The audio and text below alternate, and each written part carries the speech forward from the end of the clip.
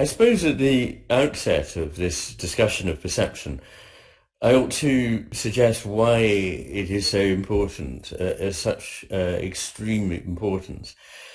I think what it so clearly shows, and the cases are very vivid, that when the right hemisphere is in some way deficient, the whole basis on which one might make an assessment of what the world is like is grossly altered.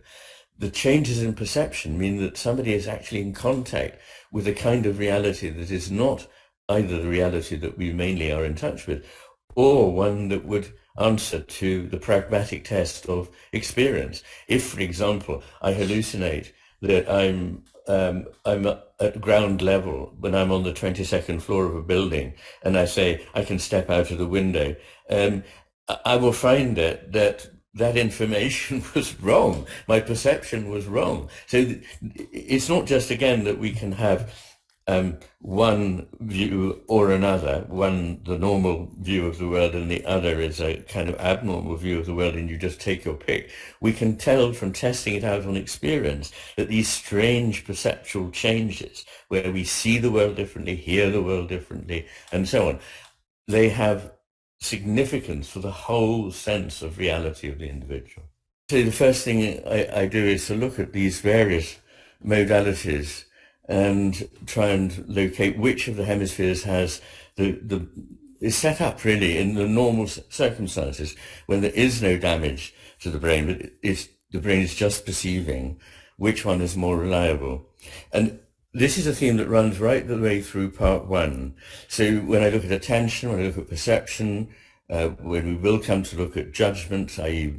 the sort of beliefs we have about reality, and the intelligence with which we approach it, and the creativity with which we make connections. These are all, in every case, they're superior in the right hemisphere. The one thing that the left hemisphere is good at, and we'll come to that in future, is being able to appropriate things, to grab hold of them, to take them and use them, but not particularly to understand them. To move to a much broader picture, not of an individual, but of a society, it seems to me that we've got stuck in a particular mindset and find it very difficult to break out of it.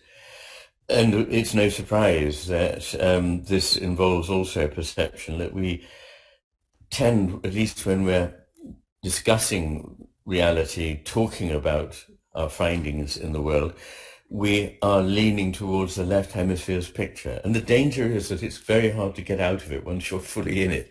You need something that will allow the switch to free up. A point that's worth making about perception is that it's not, as we often image it in our minds, as being an entirely passive process. We're not like a blank screen on which something comes and impresses itself.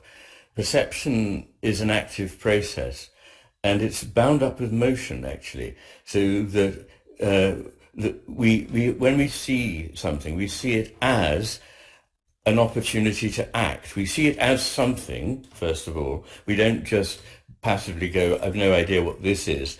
We have an idea of it instantaneously, which is either confirmed or not by sustained contact with what it is we're perceiving. But we also see it as something on which we can act in the world.